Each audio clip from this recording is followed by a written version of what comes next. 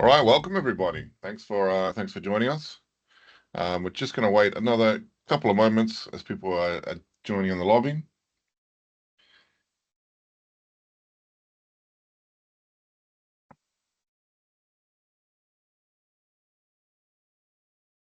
Excellent.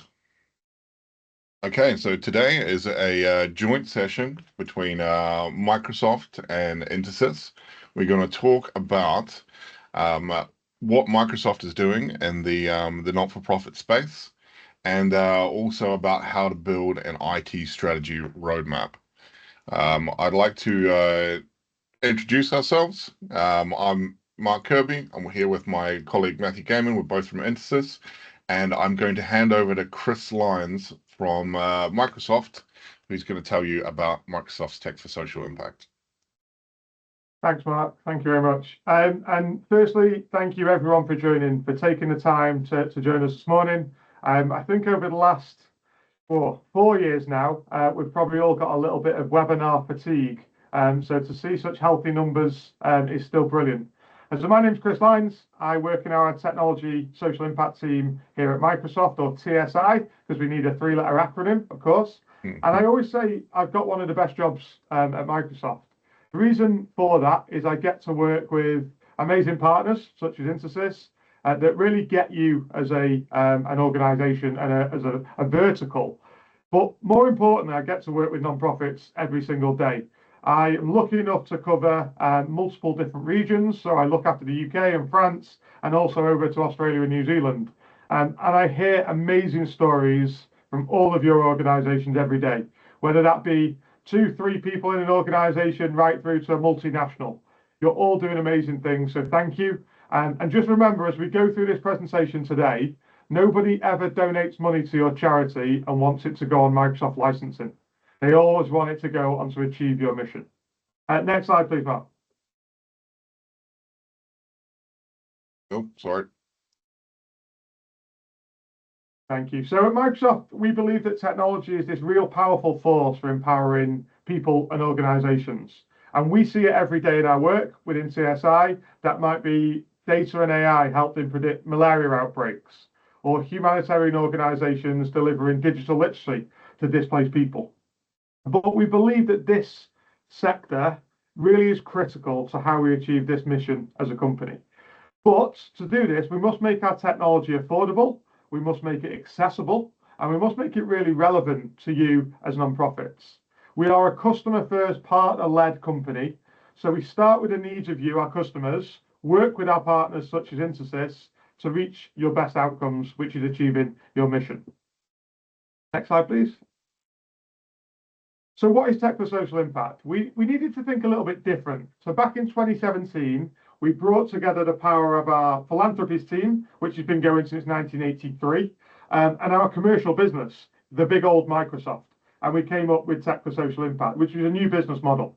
And what we've done is we've split it into these 4 areas, and hopefully you'll resonate with a lot of these in your organizations.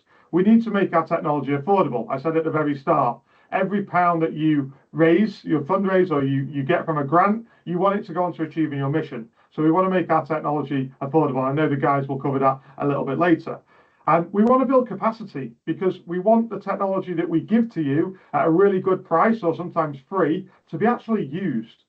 Because we know if we don't provide that training and that capacity, it just won't get used.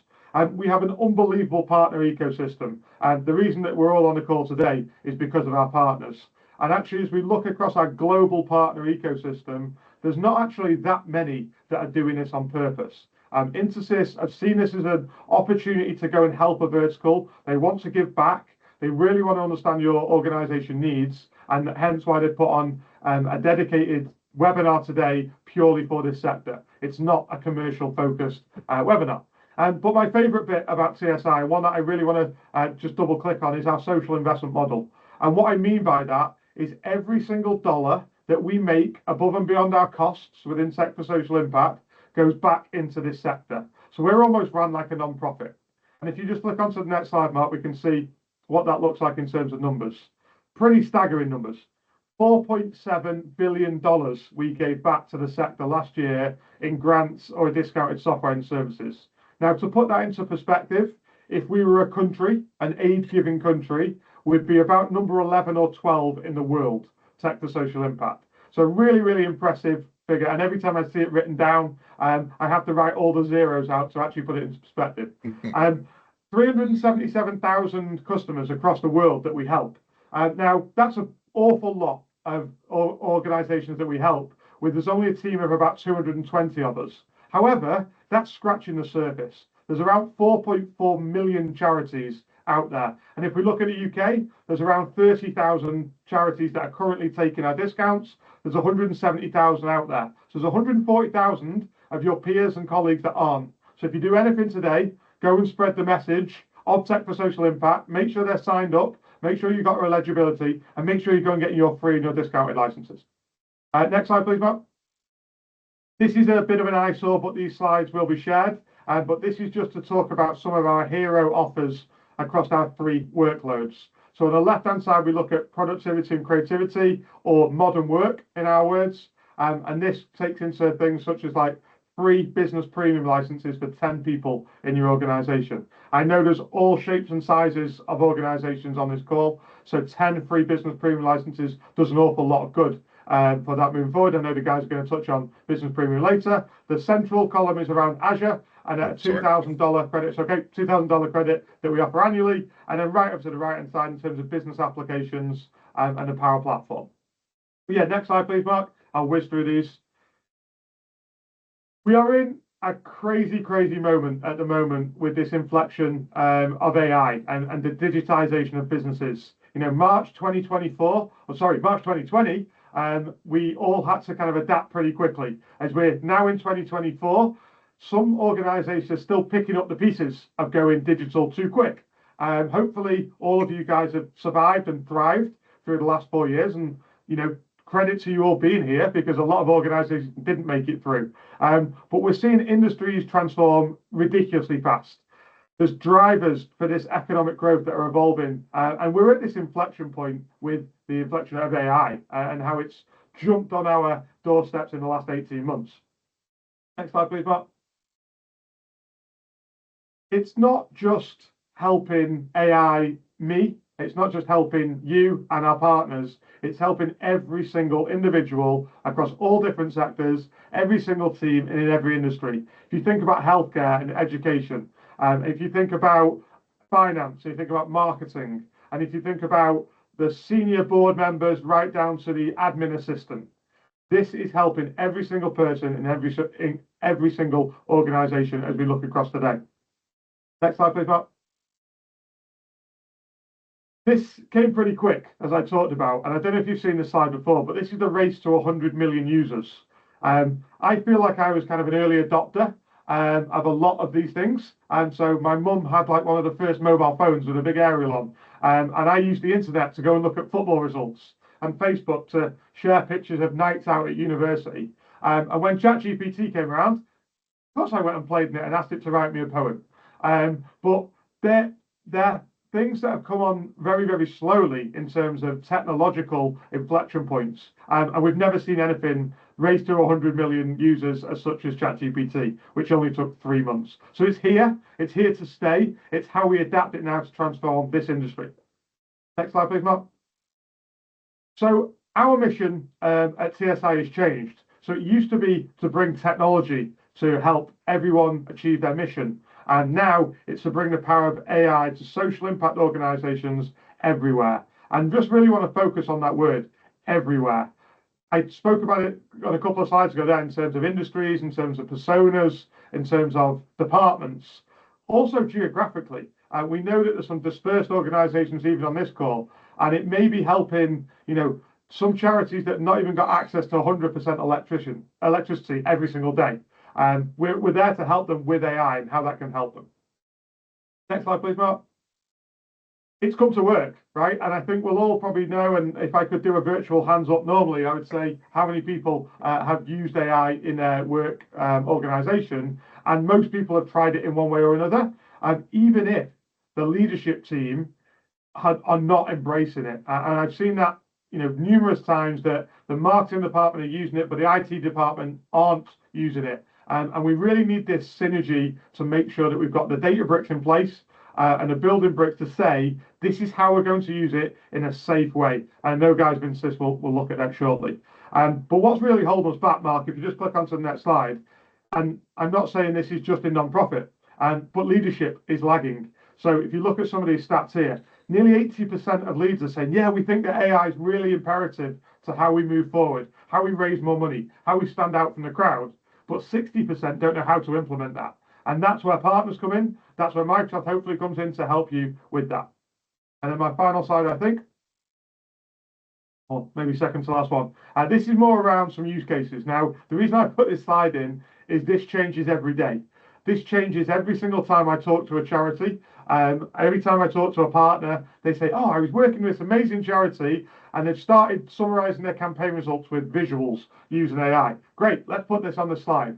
So hopefully in another 3 months' time, this slide is 4 slides because I'm hearing use cases from all different kind of organizations, all different departments. And I just saw someone pop in the chat about humanitarian aid. Absolutely. This is here to help humanitarian aid and across every single sub-vertical of the non-profits.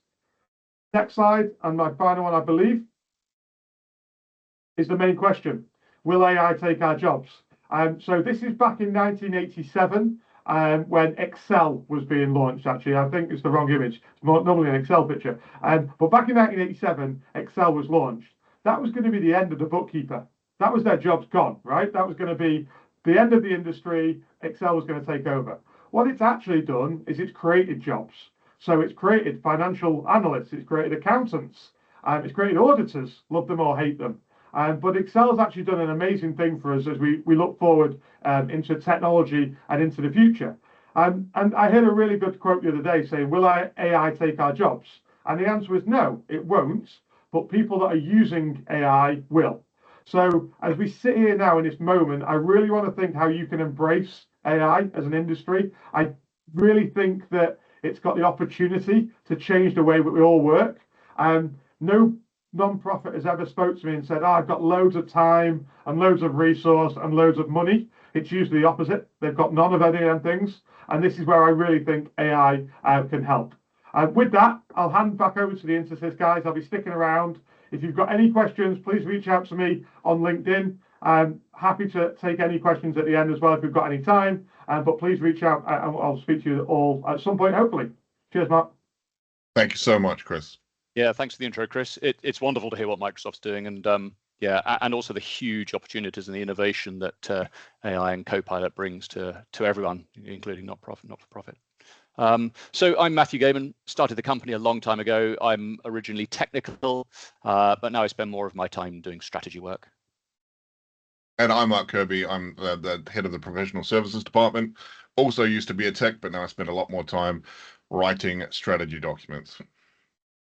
So just to set the scene, who are we? Who is Intersys? If you just move on to the next slide, Mark, we're a security first MSP.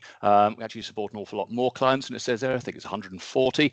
We've been helping commercial and not-for-profit organizations since the 90s. We're really proud of the stats here and our excellent the client relationships. We're long-term Microsoft solutions partners, specializing in modern work 365. Previously, that was gold partners. You may have heard about those in the past. They're being phased out. We're cybersecurity specialists, so we run security operations centers and cybersecurity as a service. We act as virtual CTOs and virtual CISOs, and we run outsourced IT and business as usual. All of these are for sort of diverse organizations from financial sector, education, manufacturing, and charities, of course. ISO 27001 we hold amongst other certifications because we work with a lot of heavily regulated industries, including pharmaceutical, finance sector, and of course, charities and not-for-profit. So the next slide just shows what we're going to cover in here, which is the basics of building an IT roadmap. Now, we've got a very dense slide deck coming up, so I'm afraid we're going to try and bombard you with information, and we won't talk through all of those, but what we'll do is we'll provide them as a resource to you so you can refer to them later as a prompt, and also we'll take some questions later as well. Hopefully we've got some time. I realize there's a lot of small charities here and also some much larger ones, so our challenge is going to be articulating something that's sort of generic enough for the very small organizations, and also detailed enough for the larger not-for-profits as well. The other way around, perhaps.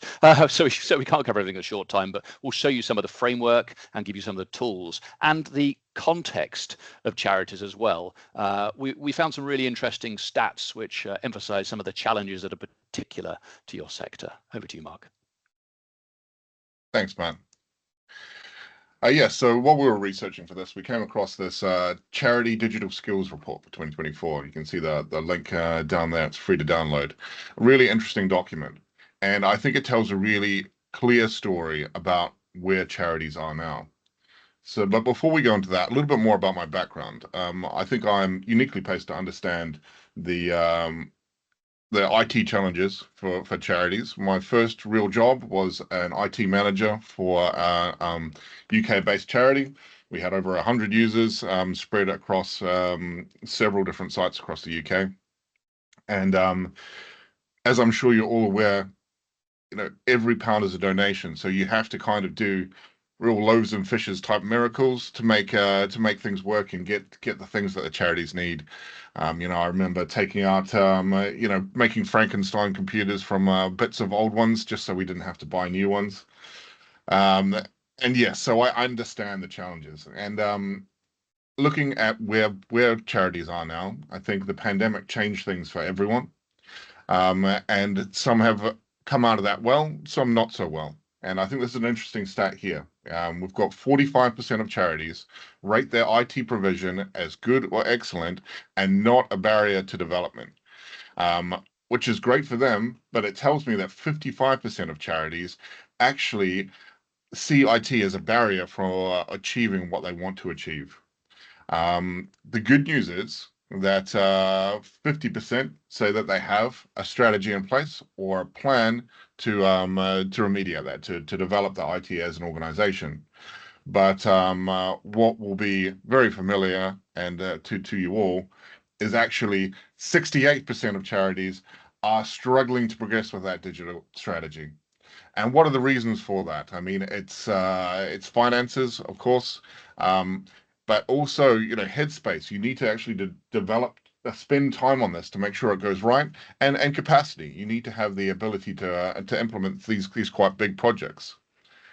And so what we're going to do in this presentation is give you some of the tools to be able to make sure that you can go into the IT strategy or build an IT strategy, but first looking at what it is that you need from your IT before choosing a product and developing that.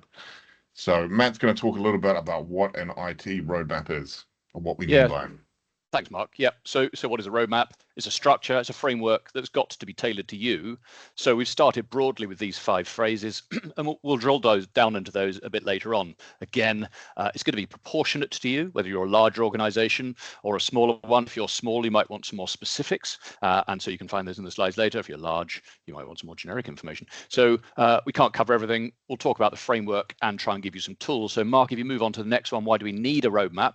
I'll just highlight a couple of these. Understand the challenges. I've called out security from there because it's critical, but another one of the challenges, of course, is a limit to the resources available. How do you address that? Maybe you have a skills matrix. Similarly, a lot of these are answered by doing something like a SWOT analysis for your organization, the strengths, weaknesses, opportunities, and threats. Again, transparency, buy-in. Once you've got teams who understand the objectives, you can all work towards the same goals. So we're all after better or more consistent outcomes, and it creates greater certainty for everyone that will meet the goals. So that's why we need a roadmap. But why for charities in particular? Well, there's a survey, again, it'll be linked in the appendices, but the Cybersecurity Breaches Survey, that's a government survey, the DCMS.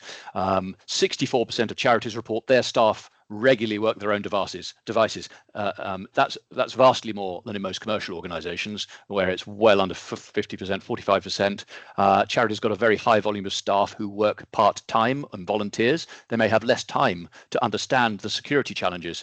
Charities rely on public trust and generosity, and often have limited funds. So anything you can do to retain that confidence and maximize your efficiency is doubly effective for your organization. Again, it's got to be proportionate to the size of your organization, so we'll have some detail of that later. So the next slide has a bit more detail on those 5 steps, how to create a roadmap. So again, I'd like to reiterate, it's got to scale to you. Too often, though, we see organizations who move, they see a technology they like and they'll try to adopt it before they decide what they really need. They're starting at number 3 here, or even 4. They start implementing without thinking about it. So the roadmap is to help you understand what you require and move towards that goal, identify the goals. So we can't cover everything. Let me have a chat through a couple of these. Prep, assess your current IT. There's quite a lot of that later on. The governance structure of your charity and prep, of course, that's going to be guided by how your charity is run, understanding the framework of your own regulatory and compliance obligations, developing, defining the needs, what's a must, what's a nice to have, weight and prioritize them, planning, choosing the right products. We've touched on things like AI and Copilot. We'll come on to that later. And project planning as an example, whether you're a small organization and you use Excel because it's perfectly good, or you've got a very large complex project and clearly something like Microsoft Project and a Gantt chart approach is much more appropriate. Digital maturity is interesting. It's worth understanding that. So something like the National Council for Volunteer Organizations, the NCVO, have got a digital maturity matrix. That'll be in the link as well. So if you just move on to the next slide, which talks about assessing your IT setup. So it doesn't matter whether you're a large or a small organization. It's always easier if you're centrally administering it. So you may have an IT department, you may be very small, and you might be doing the painting the shop front as well as doing the IT and fundraising, of course.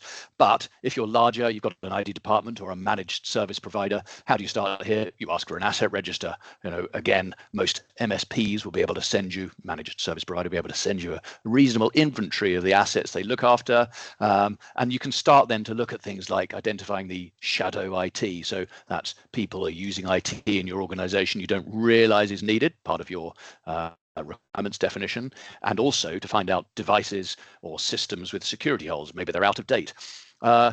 Maybe what is shadow IT? Maybe somebody likes to work from home. They're working on a personal device. Maybe they've installed Dropbox and they can work from it. Great. They're doing it with the best intentions. Is it secure though? They've got the organizational data. Maybe they've got a donor list.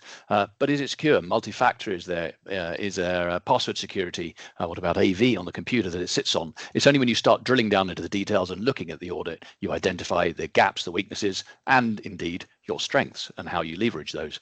So you could compare this audit, this infrastructure audit, to your rolling replacement plans. Or if you don't have any, do you need to establish them?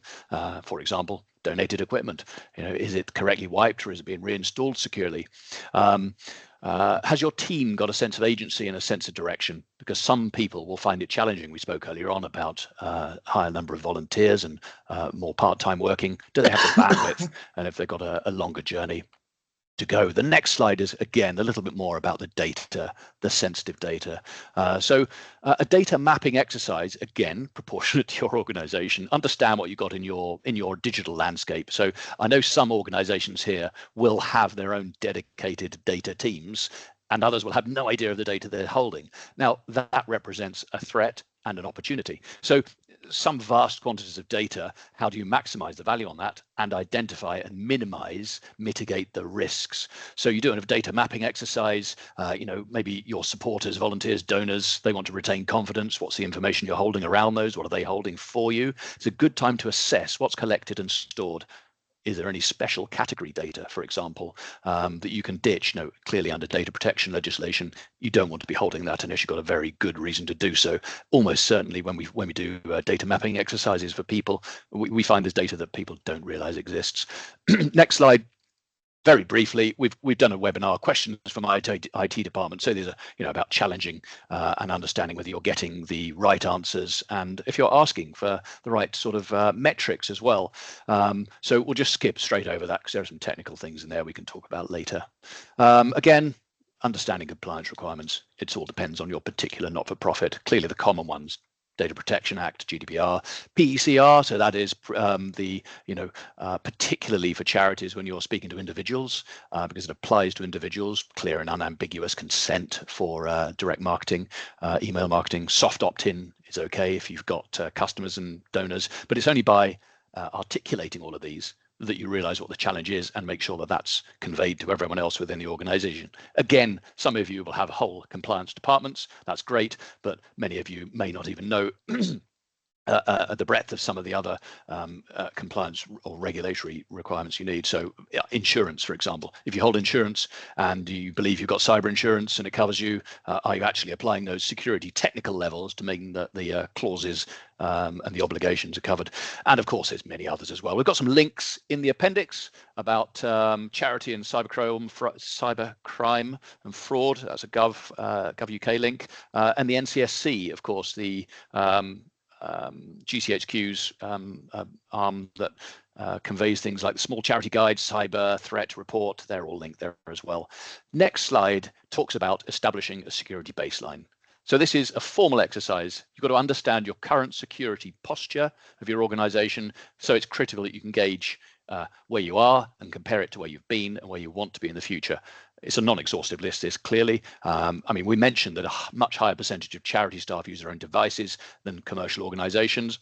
Charities are much less likely than businesses to employ technical cybersecurity controls and have a lower take-up of cyber insurance. Now, clearly you don't want to go anywhere near that, but it's about retaining the trust.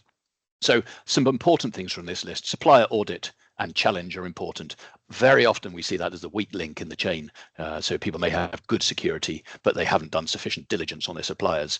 Training, whether for your users or or whether for something specific, or security awareness training. Data encryption, access controls, data retention policy, access auditing.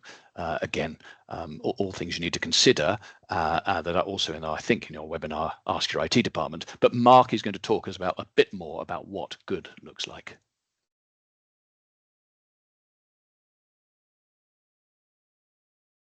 I don't know, Mark, you're muted for me, I'm afraid. Apologies. Yes, thanks for that, Matt. So we at Intersys, we do a lot of cybersecurity work. We do cybersecurity audits for organizations and help companies on their journey to getting as secure as possible.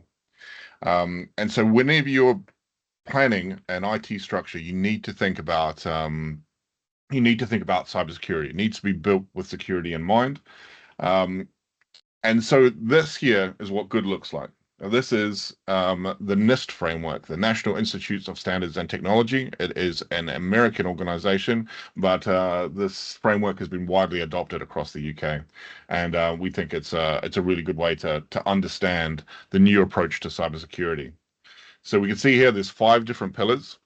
And what Matthew has been talking about with understanding your network, understanding your current IT systems, understanding the compliance that you need to adhere to, and understanding what your sensitive data is and where it's being stored. This is part of this first column, this identify. And so this is key. It's understanding what it is that you're going to protect.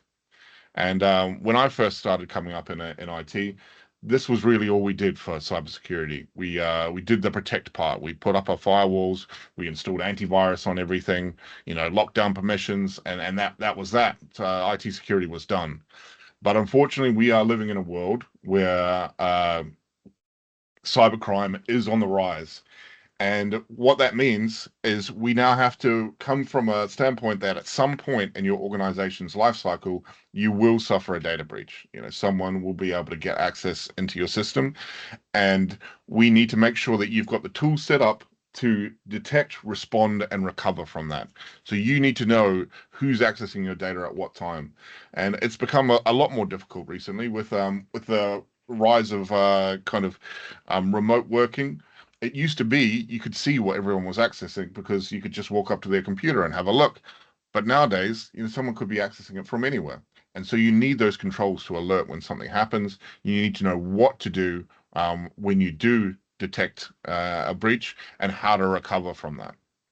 Now, the NIST framework is large, and doing audits around it can be very costly, tens of thousands of pounds. And one of the things that I've been doing at Intersys recently is taking the things that we've learned from working in the private sector, working with things like the NIST framework, and making it accessible for not-for-profits. And so this was one of the things I've come up with, which is kind of like a hierarchy of cybersecurity needs. If you think of this as like Maslow's pyramid, not everyone is going to be operating at the top level all the time. We're not all walking around self-actualized. Oh, sorry, unfortunately. But you really want to be aiming for this compliance. But when you're thinking about building a system, you want to take these technologies or activities into account. Starting with bottom left on the identity management. Making sure everyone's got separate accounts. They're all auditable. You've got strong passwords and multi-factor authentication. But really, you want to be moving up to that, so the point where you've got policies and procedures, a cyber response plan, so you know how to respond when you've got that when you detect something, and you've got cyber insurance and you're compliant with it to make sure you're covered in case all else goes wrong. So now that you've identified, what it is where you're looking to go, you're at the point that you could start writing a user requirement spec, which Matthew is going to talk a little bit more about.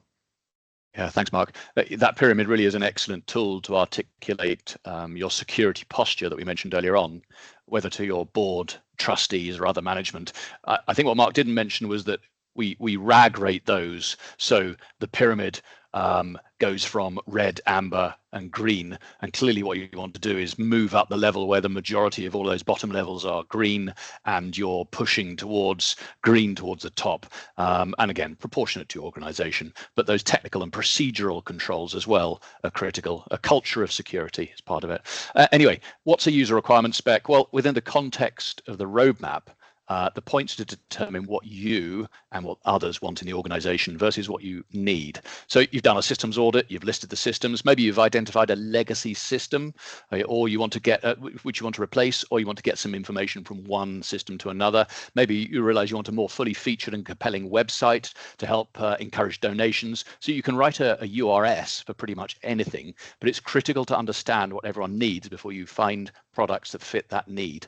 So broadly or specifically, whether it's for a donor management system or a volunteer management tool, the example of improving functionality between systems is a good one as well, because it has some very specific outputs. So there's a link at the bottom. Blog page we've got with a fully downloadable, it's more fully featured page with a downloadable template. Maybe we could put that in the link in the meeting notes. What we want to do is avoid vague requirements, anything that leaves confusion. That might lead to blown budgets and broken deadlines. Eliminate it, keep it simple, keep it clear, keep the language unambiguous, involve the authors, the people who are responsible for it, and ensure that stakeholders sign off, have their voice heard, that the documents agreed and approved by everyone. Again, proportionate, you might only be 5 people, very different level of approach. You want to know why the URS is needed, articulate that. Good objectives, clearly describe the goals of the products in non-technical terms. So what am I trying to achieve?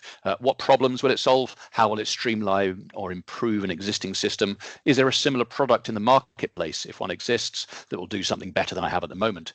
And of course, you can identify the cost and prioritize those at the same time. What are your requirements? Expected impact? What do you want to happen at each point? What different users expect? And all the supporting documents about that. So a little more on the web, as I said. Over back to Mark for digital transformation. Thank you. Yeah, so once you've understood what it is that you need, you've identified the things that you kind of the features you must have, and the things that will be nice to have. You have to choose what product or selection of products you're going to use. Now, I would say 98% of the time, you're going to be choosing something in the cloud. This is the way that technology is going. There are a few reasons why potentially you wouldn't want to move to the cloud. Maybe you'd like to have that extra level of control over your data, or you have very specific requirements. However, it just makes a lot of sense, because what you're doing is you're leveraging the billions of pounds spent on infrastructure by companies like Microsoft, designed by some of the best engineers in the world and supported by some of the best technicians in the world. You get that all your updates, all your hardware refreshes, you don't need to think about that anymore. It's just a flat fee, and you can scale up and down with your organization. You get access to some of advanced tools without having to install them. And you also get that resiliency and simplification of IT management. Now, there are lots of different options for you to choose, and what is right is going to depend on your organization. However, it's no coincidence that we are Microsoft partners. We're Microsoft partners because we think that they actually have the best offering, especially if you consider some of the discounts that you get for not-for-profits. And so we can see here kind of like the Microsoft stack. But I would say for 90% of the people on this call, you will have almost all of your needs fulfilled by the Microsoft 365 not-for-profit stack. And we can see here that starts at 3 different tiers. The first one for the first 300 users is free, which is great for volunteers or people like that. But here at Intersys, we do recommend the business premium package. And the reason we do that is because it is everything that you need to run your organization. So not only do you get the Office applications, you get the communications with Teams and the document management system in SharePoint, which are all best in class. But you also critically get the centralized device management with Intune. So you're able to centrally control all your devices no matter where they are. You get powerful cybersecurity features with Defender, including your traditional antivirus, but also kind of mail filtering and things like that. And then compliance tools with Purview. So Purview helps you identify where PII is on the system. And any of you that have ever done a subject access request will know that that is a huge task, and this takes a lot of the time out of it. You'll be spending 1 or 2 days instead of 10 to 12. So you understand you've chosen your product. Now you need to understand what the costs are. And you want to do this before you go to the implementation phase, because as we all know, the finances will often define timelines and things like this. So, are you going to be doing anything on CapEx or OpEx? If we're going for the cloud model like we talked about, it moves a lot of that CapEx to OpEx. But you need to identify kind of the license requirements. Are you going to have all your staff on business premium, or are you going to have a mixture of some of the free licenses with the business premium licenses?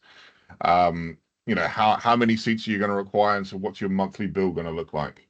Are you going to be doing these projects in-house? And if so, do you require additional training for your staff? If you're going to outsource these projects, how much is it going to cost? How much time do you think it's going to be? And how much is that kind of daily rate for your consultants?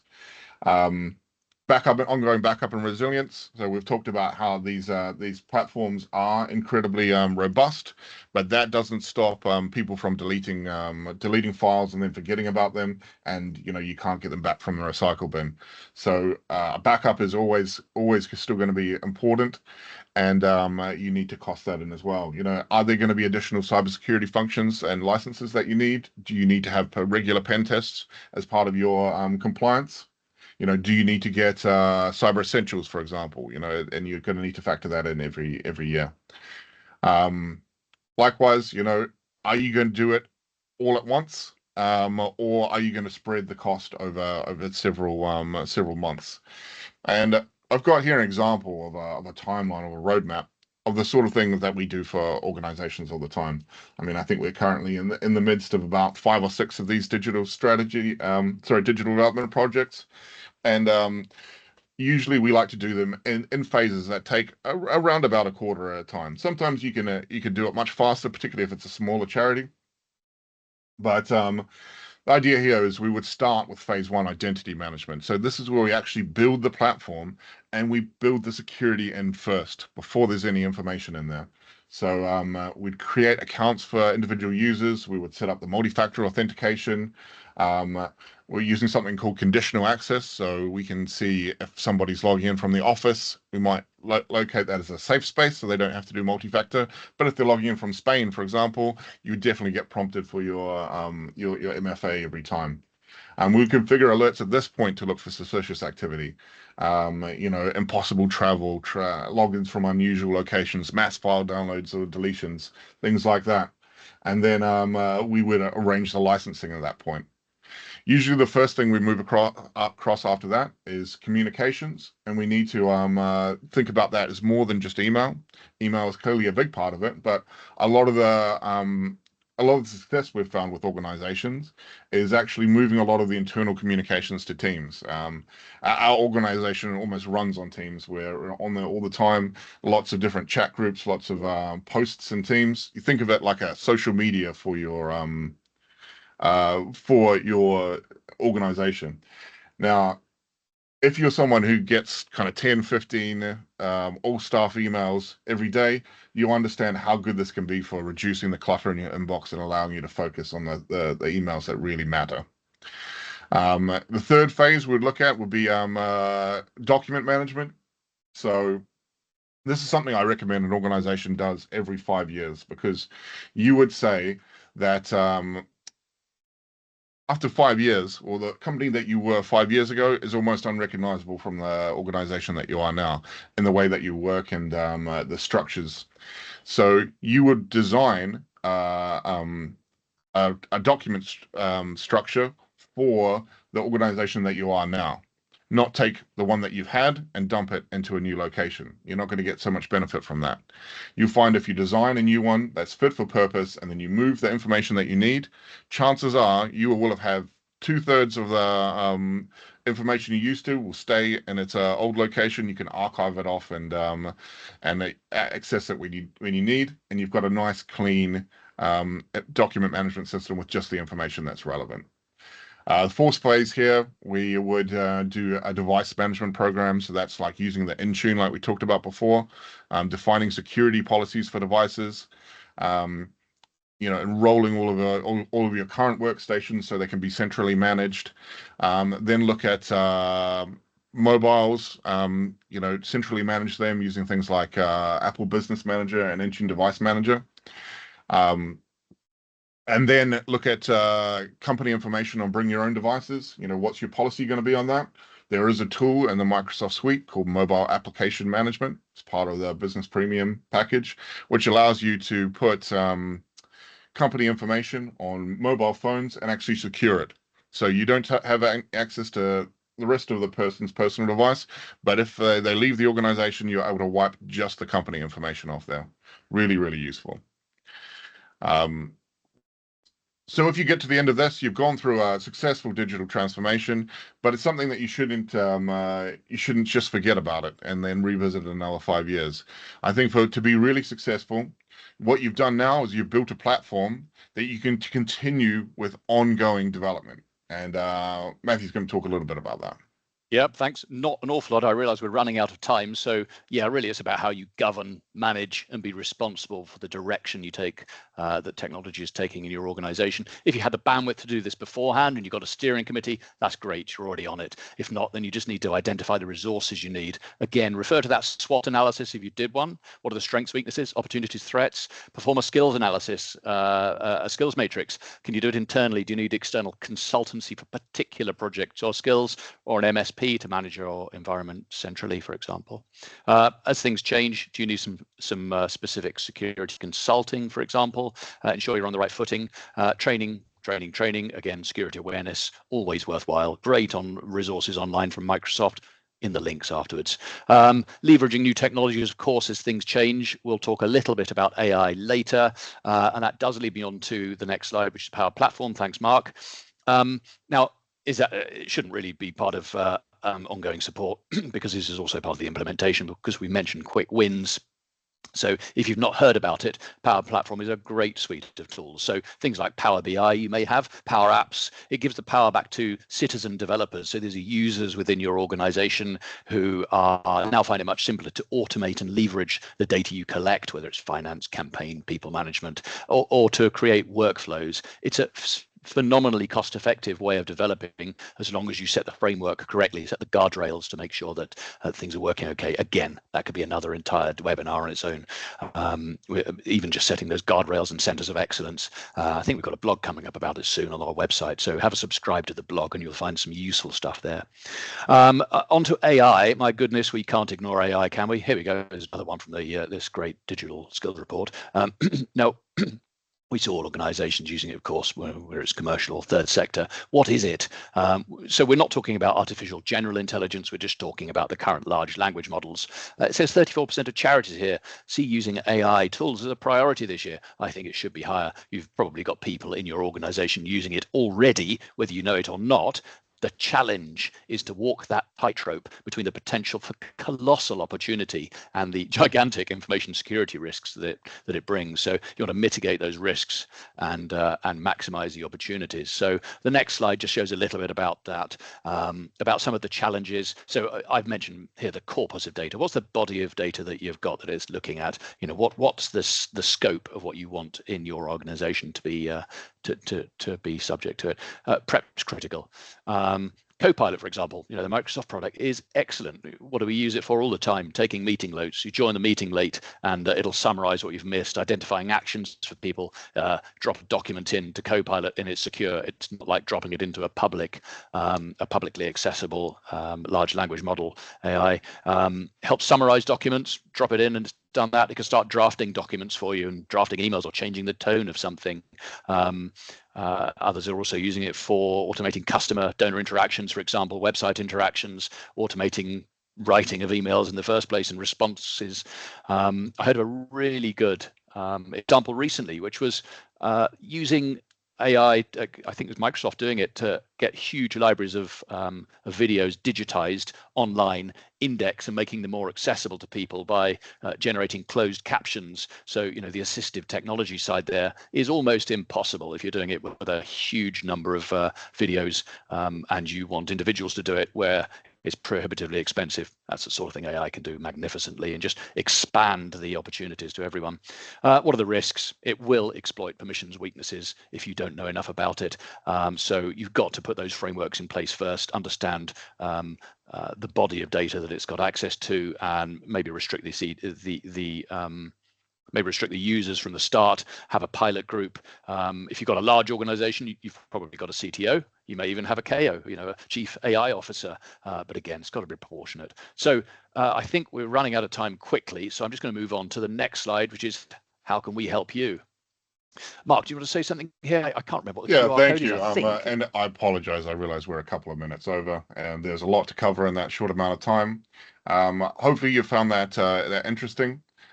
If you can scan the QR code, you are able to book in a meeting with us, and we can maybe talk a little bit more about how we can help you, and maybe you just want to run some ideas past us.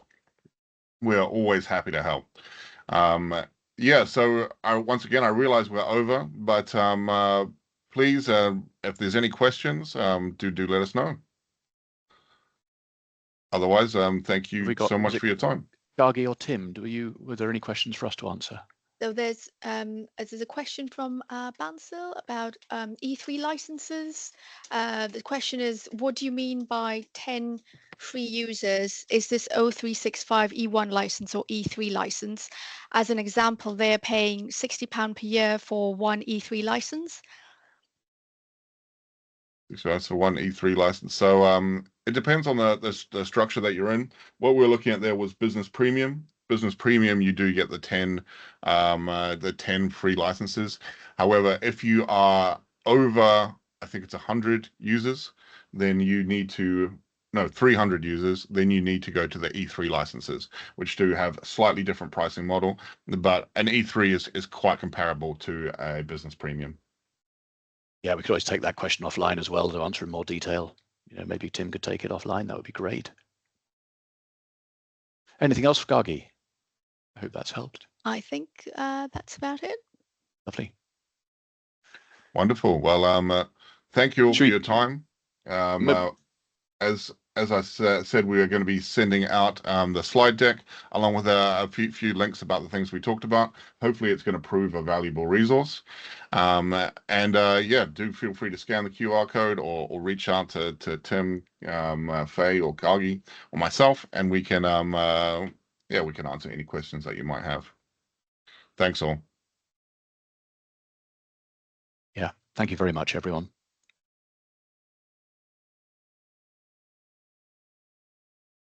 Just looking to see if there are any more questions.